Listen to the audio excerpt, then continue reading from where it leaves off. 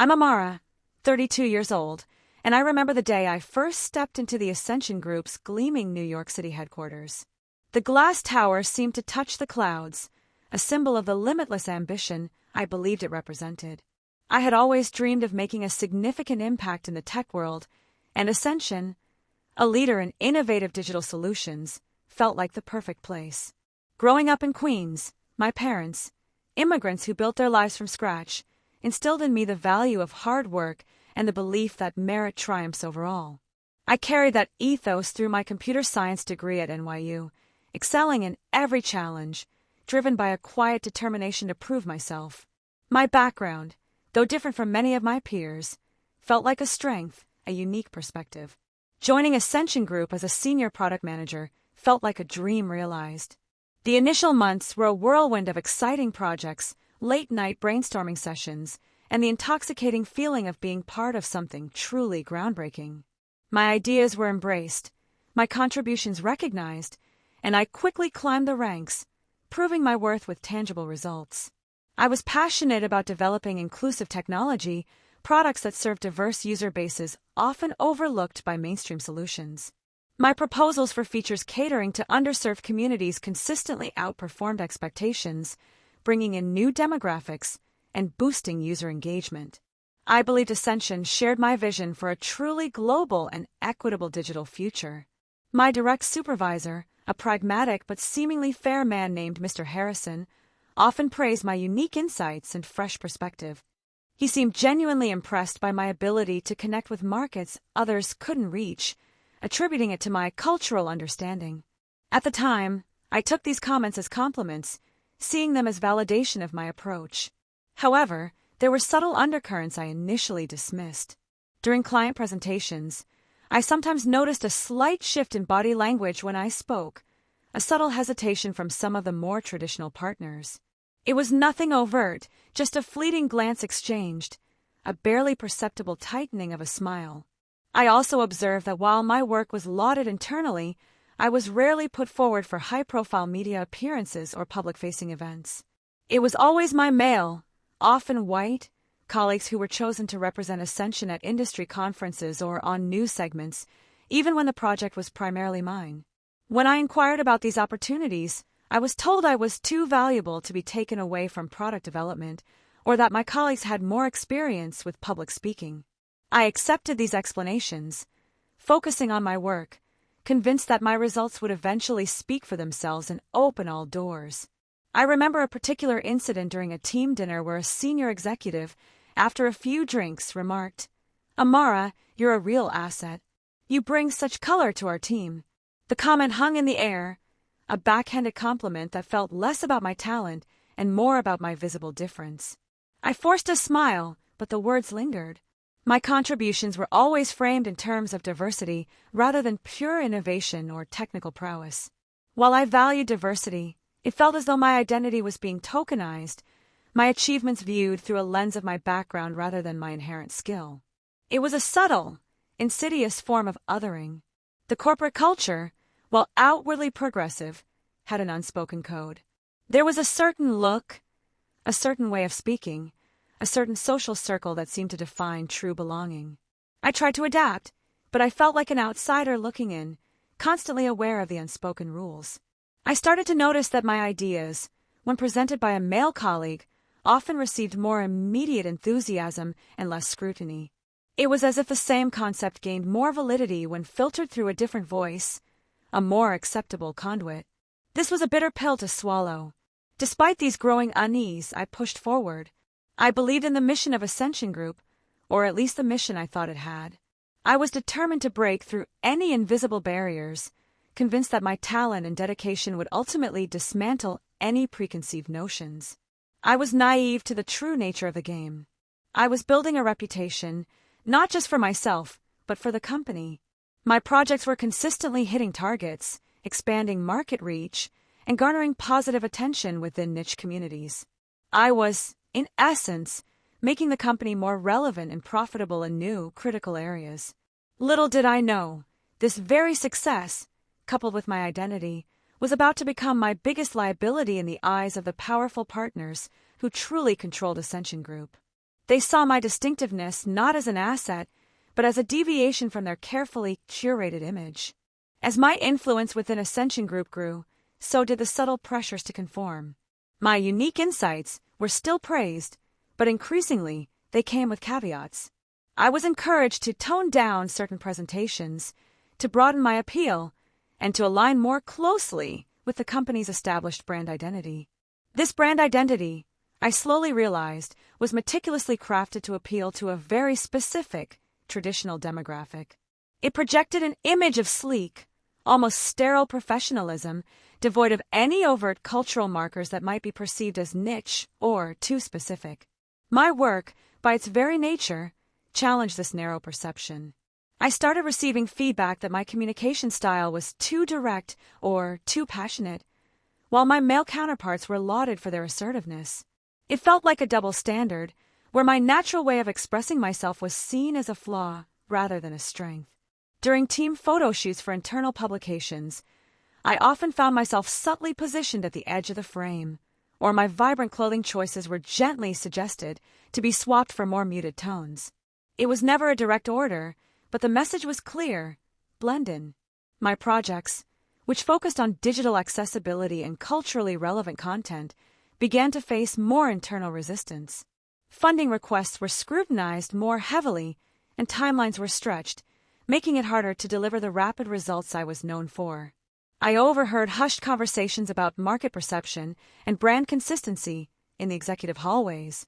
It seemed my very presence and the success of my diverse focus projects was creating a dissonance with the image the top brass wanted to project. One day, Mr. Harrison called me into his office for a frank discussion. He started by reiterating how valuable I was, how much they appreciated my contributions. Then he shifted, explaining that the company was undergoing a rebranding initiative to freshen up our image.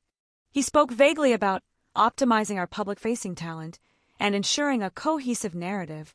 He suggested I might be better suited for a more specialized, behind-the-scenes role where my unique talents could be utilized without distracting from the core message. The words were carefully chosen, but the implication was a punch to the gut. My unique talents were fine as long as they remained unseen, unheard, and did not challenge the pre-existing, exclusive image Ascension Group wanted to maintain. I was being sidelined. I pushed back, politely but firmly, asking for specifics. What exactly about my public presence was problematic? What was the core message I was supposedly distracting from? Mr. Harrison became evasive, repeating corporate jargon about synergy and market alignment. He then suggested that perhaps my cultural background was too specific for their broad, international appeal. He said, "We need to appeal to everyone, Amara, not just certain segments. Your focus, while admirable, can sometimes feel niche." It was a thinly veiled accusation, implying that my identity and my passion for inclusivity were somehow limiting the company rather than expanding it. It was a moment of stark clarity, revealing the true nature of their diversity initiatives, performative at best. The realization hit me hard. I wasn't being valued for my whole self, only for the parts that could be conveniently leveraged without rocking the boat. My authenticity was a threat to their carefully constructed facade of universal appeal. I left that meeting feeling a profound sense of disillusionment. The dream I had chased, the belief in a meritocratic ideal, was crumbling. Ascension Group wasn't a place of limitless ambition for everyone. It was a carefully guarded fortress for a select few. The subtle erosion of my confidence had begun, but beneath it, a new kind of resolve was forming. I knew, deep down, that my value was not defined by their narrow vision, and that the image they sought to protect was fundamentally flawed. The atmosphere at Ascension Group shifted dramatically after that meeting with Mr. Harrison. The subtle hints of exclusion became more pronounced, the veiled comments more frequent. I was still technically a senior product manager, but my responsibilities were quietly, systematically being stripped away. Projects I had initiated were reassigned to other colleagues, often with vague explanations about restructuring or optimizing team dynamics. My input was increasingly ignored in meetings, and I found myself being spoken over, my ideas dismissed, only to be reintroduced by someone else later and lauded. The rebranding initiative became the convenient excuse for everything. They claimed my projects were no longer aligned with the new direction, even though they had been highly profitable and well received by their target audiences. It was a clear attempt to erase my contributions. I was no longer invited to strategic planning sessions, even for products I had helped build from the ground up. My calendar, once packed with high-level discussions, became eerily empty, filled only with mundane administrative tasks. I was being systematically isolated. The freshen up the image narrative began to circulate more openly among senior leadership. I heard whispers about the need for a more traditional face for the company, a safer representation that wouldn't challenge investor perceptions or establish norms. It became clear that my identity, my background, and my unwavering focus on genuine inclusivity were seen as liabilities. I was too visible, too outspoken in my advocacy, and too different from the homogeneous image they desperately wanted to project. One particularly galling incident involved a major industry award for a product I had spearheaded. When the company accepted the award, I was not even mentioned in the acceptance speech, despite my pivotal role. My name was deliberately omitted from the public narrative. I confronted Mr. Harrison about this blatant omission. He feigned surprise, then offered a flimsy excuse about time constraints and focusing on executive leadership. His discomfort was palpable, confirming my suspicions that this was intentional. It was during this time that I realized the powerful partner wasn't just my direct manager or a few executives. It was the ingrained system, the unspoken biases that permeated the very fabric of the company. It was a culture built on exclusion, masked by performative gestures. I began to document everything: emails, meeting minutes, instances of being sidelined, and the specific language used to justify my marginalization. I knew, instinctively, that I would need concrete evidence if I were to challenge this injustice. My colleagues, though mostly kind, became distant. No one wanted to be associated with someone who was clearly being pushed out, fearing it might jeopardize their own positions. The isolation became a heavy cloak, reminding me daily of my precarious standing. The constant invalidation and the deliberate erasure of my work took an emotional toll. There were nights I questioned my own abilities, wondering if I had truly misunderstood the signals, if I was somehow to blame for their discomfort with my presence. But then, I would remember the countless positive user testimonials, the measurable impact of my projects, and the genuine connections I had forged with diverse communities. My work spoke for itself, even if Ascension Group refused to acknowledge it. The cold reality was that Ascension Group was not interested in true innovation or genuine inclusivity if it meant challenging their comfort zone or their carefully constructed, homogeneous image. They wanted the benefits of diversity without the actual diverse presence.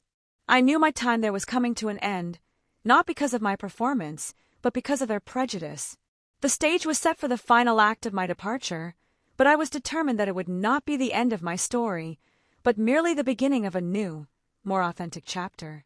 The day it happened was a Tuesday, a seemingly ordinary morning that quickly turned into a cold, corporate guillotine. I received an urgent calendar invite for a meeting titled Strategic Alignment Discussion with Mr. Harrison and a representative from Human Resources. My gut clenched. I knew what was coming. I walked into the sterile conference room, the air thick with unspoken tension. Mr. Harrison avoided eye contact, his usual cordiality replaced by a stiff, formal demeanor. The HR representative, a woman named Ms. Davies, had a practiced, empathetic yet firm expression. "Amara," Mr. Harrison began, his voice devoid of warmth, "as part of our ongoing brand evolution and strategic realignment, we've made the difficult decision to restructure certain roles within the product division." He paused, letting the corporate jargon hang in the air. Ms. Davies then took over, her voice smooth and rehearsed. "Your position, unfortunately, is being eliminated as part of this restructuring. We understand this news is difficult, but it's a necessary step to ensure Ascension Group's future success and market positioning." I listened, my mind racing, but my expression remained calm. I had anticipated this, prepared for it, yet the bluntness of the words still stung. "Eliminated?" I asked, my voice steady.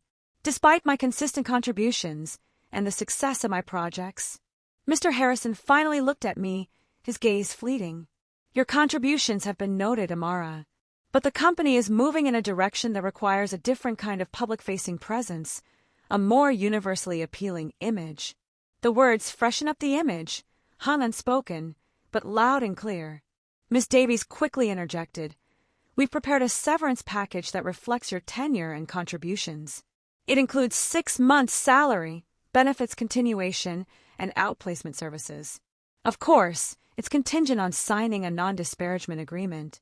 The non-disparagement clause was their attempt to silence me, to ensure I couldn't speak about the real reasons for my dismissal. They wanted to buy my silence, to bury the truth under a pile of corporate legalese and a modest financial cushion. I looked at them, two representatives of a system that valued image over integrity, conformity over genuine talent. "So to be clear," I stated, "this isn't about performance. It's about my public-facing presence and the image you want to project." Mr. Harrison shifted uncomfortably. "It's about strategic alignment, Amara. The market is evolving, and we need to adapt." His words were hollow, a transparent attempt to mask the underlying discrimination with business buzzwords. I knew arguing further would be futile. They had made their decision, and it was rooted in a bias they would never openly admit. I simply nodded, a small, almost imperceptible gesture of acceptance, but also of defiance. "I'll review the package with my counsel," I said, pushing the documents back across the table. "Thank you for your time." I stood up, gathered my few personal items from the desk, and walked out of the conference room, leaving behind the stifling atmosphere of their carefully constructed facade. As I walked through the familiar hallways, past colleagues who avoided my gaze, I felt a strange mix of emotions: hurt, anger, but also a profound sense of liberation. The gilded cage had opened, and I was finally free to truly be myself. They thought they were kicking me out, diminishing me, sending me back to where they believed I belonged. But they had just handed me the key to my own future, unwittingly igniting a fire within me that they could never extinguish. The unceremonious exit was not an ending, but a brutal, necessary catalyst. I left Ascension Group that day with my head held high, knowing that their loss would ultimately be my gain, and that their freshened image would soon reveal its true hollow nature. The immediate aftermath of my dismissal was a strange blend of shock and an unexpected calm. I walked out of that gleaming tower into the bustling New York City streets, feeling both disoriented and strangely unburdened. The weight of constantly trying to fit into a mold that wasn't mine had been lifted. For a few days, I allowed myself to process the raw emotions, the sting of betrayal, the frustration of injustice, and a deep sadness for the dream that had been shattered. I spoke with my parents, who offered unwavering support, reminding me of my strength and resilience. But I quickly realized that wallowing in self-pity was not my style. The anger began to transmute into a fierce determination. They thought they had sidelined me, but they had merely cleared the path for me to build something truly authentic, something that embodied the values they so carelessly discarded. The non-disparagement agreement they offered felt like a muzzle. I knew I couldn't openly disparage them, but I also knew I could tell my story through my actions, through the success of what I would build next. My silence would be louder than any words. I began to reflect deeply on my time at Ascension Group.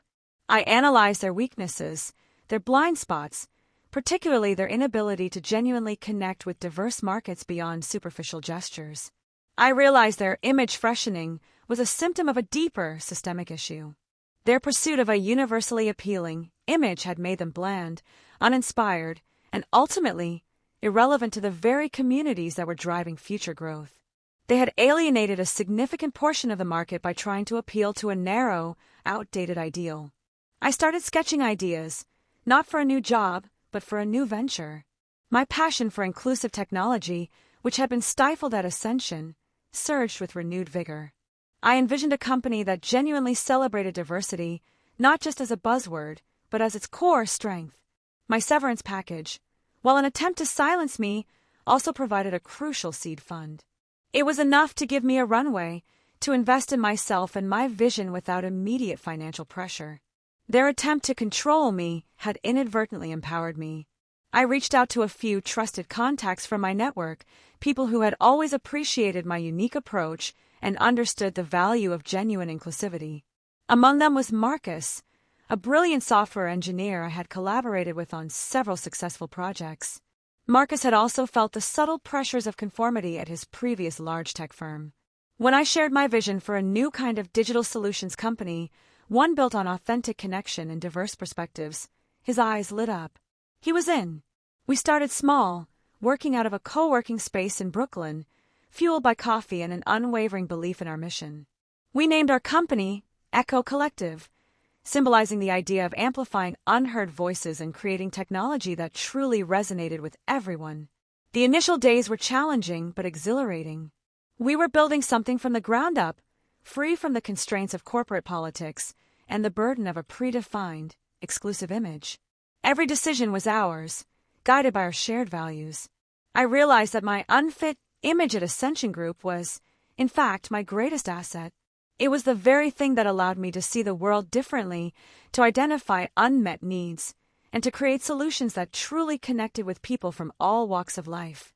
The seed of resilience had blossomed into a tangible plan, a blueprint for a future where my identity was not a barrier, but the very foundation of my success. Ascension Group had tried to erase me, but they had only made me stronger, more determined. With Marcus by my side, Echo Collective began to take shape. We started by leveraging my existing network, focusing on small businesses and nonprofits that serve diverse communities in New York City. These were the clients Ascension Group had dismissed as niche or unprofitable. Our first project was for a community center in the Bronx, helping them build an accessible online platform for their youth programs. We poured our hearts into it, ensuring every detail reflected the community's needs and cultural nuances. The results were immediate and overwhelmingly positive. Word of mouth spread quickly. Our reputation grew, not just for our technical prowess, but for our genuine understanding and respect for diverse user experiences. We weren't just building websites. We were building bridges, creating digital spaces where everyone felt seen and heard. Meanwhile, news from Ascension Group began to trickle in. Their rebranding initiative was not going as planned. They had launched a new, sleek, but ultimately generic advertising campaign that failed to resonate with a significant portion of the market. Their attempts to freshen up the image by removing anyone who didn't fit their narrow mold had backfired. They had alienated their existing diverse customer base, who felt unrepresented and ignored by the new, homogenized branding. I heard through former colleagues that there was internal turmoil.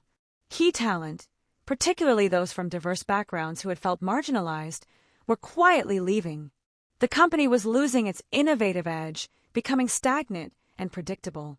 Echo Collective, on the other hand, was thriving. We secured a contract with a national nonprofit advocating for digital equity, a project that gave us significant visibility and allowed us to scale our operations. We hired our first employees, a small but passionate team who shared our vision. We deliberately built a team that reflected the diversity of the communities we served. Our office buzzed with different languages, perspectives, and experiences, fostering a truly collaborative and innovative environment. It was everything Ascension Group was not. I started speaking at smaller tech conferences, not about corporate strategy, but about the importance of inclusive design and authentic representation in technology. My story, though never explicitly naming Ascension Group, resonated deeply with audiences. I spoke about the dangers of image over substance, and how companies that prioritize a narrow, exclusive aesthetic ultimately fail to connect with the evolving global market. My words were a subtle but powerful critique of the very practices that had led to my dismissal. Our growth was organic, fueled by genuine demand and a clear mission. We weren't chasing trends. We were setting them, demonstrating that inclusivity wasn't just a moral imperative, but a powerful driver of innovation and profitability. The contrast between Echo Collective's vibrant, community-driven success and Ascension Group's increasingly sterile, struggling image became more apparent with each passing quarter. They were losing ground, while we were gaining momentum. I realized that the powerful partner had indeed kicked me out, but in doing so, they had inadvertently created their most formidable competitor. My unfit image was now the cornerstone of a new, more powerful narrative. We were not just building a company, we were building a movement, proving that true power lies not in exclusion, but in embracing the full spectrum of human experience. The echoes of our work were beginning to reverberate far beyond Brooklyn. The next quarter arrived, and with it, the public unraveling of Ascension Group. The news hit like a tidal wave, confirming everything I had observed from afar.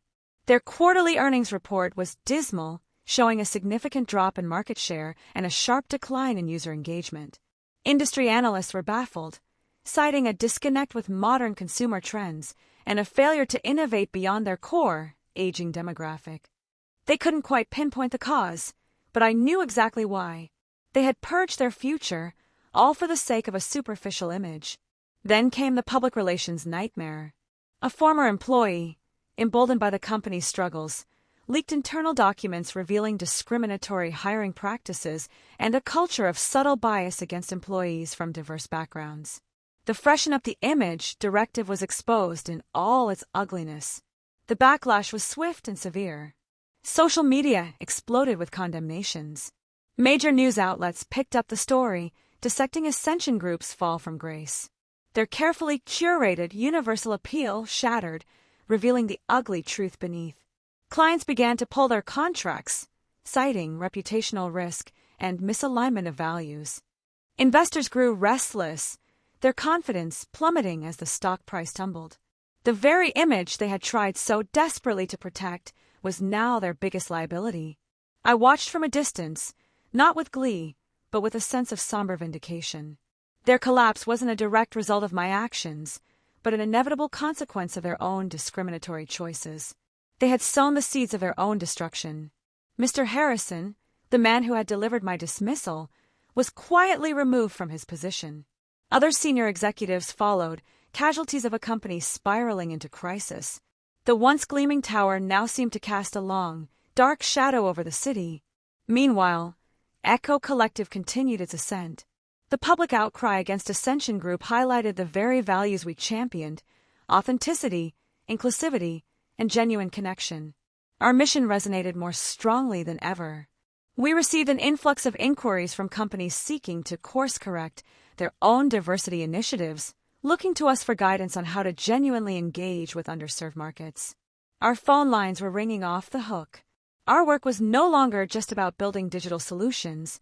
It was about building trust, repairing fractured relationships between businesses and communities.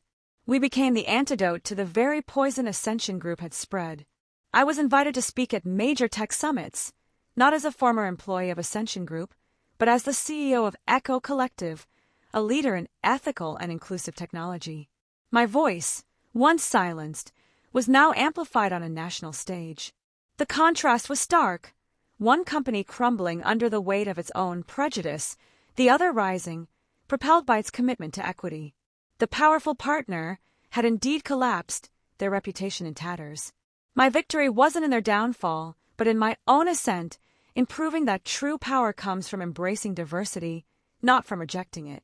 Their loss was a painful but necessary lesson for the entire industry. The courtroom was quiet, bathed in the soft morning light filtering through the tall windows. This wasn't a divorce court, but a boardroom, the final act of a different kind of separation.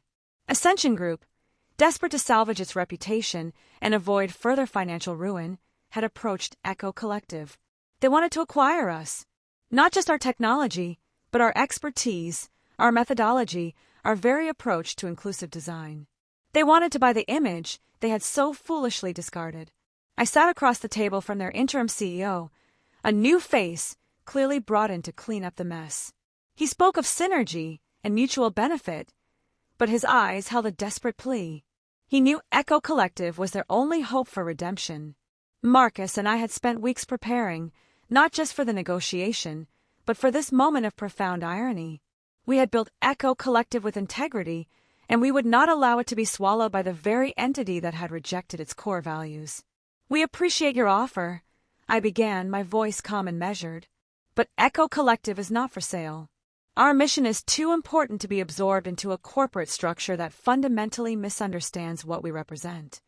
The interim CEO looked stunned. "But Ms. Khan, this is a significant offer. It would provide immense resources for your collective." He couldn't comprehend that our victory wasn't measured in acquisition price.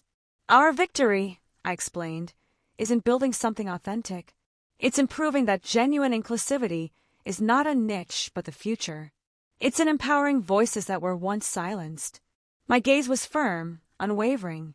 I continued, however, we are open to a strategic partnership, one where Ascension Group commits to a complete overhaul of its internal culture, diversity initiatives, and public-facing strategy, guided by our principles and oversight. The terms I laid out were audacious: a substantial long-term consulting contract, a significant investment in a new foundation for digital equity that Echo Collective would oversee, and a public apology from Ascension Group acknowledging their past discriminatory practices. It was a complete reversal of power. They, the once powerful partner, were now seeking absolution and guidance from the very person they had kicked out. My unfit image was now their only path to salvation. After tense negotiations, they agreed. They had no choice. Their reputation was in ruins, and Echo Collective held the key to their potential revival. It wasn't an acquisition, it was a reckoning. The surprising twist wasn't just their collapse, but my ability to dictate the terms of their redemption. My victory wasn't about destroying them, but about forcing them to confront their biases and rebuild on a foundation of true equity. Today, Echo Collective stands as a beacon of what's possible when talent and authenticity are celebrated, not suppressed. We continue to grow, guided by the principle that every voice deserves to be heard, every perspective valued. My story isn't one of revenge, but of resilience, of redefining what success truly means. It's about taking the pain of rejection and transforming it into a powerful force for change. The powerful partner thought they kicked me out to freshen up their image, but they only paved the way for a truer, more vibrant image to emerge. My worth was never defined by their inability to see it. It was forged in the fire of their prejudice and polished by the unwavering belief in my own purpose. And that, Milena, is a victory far more profound than any acquisition.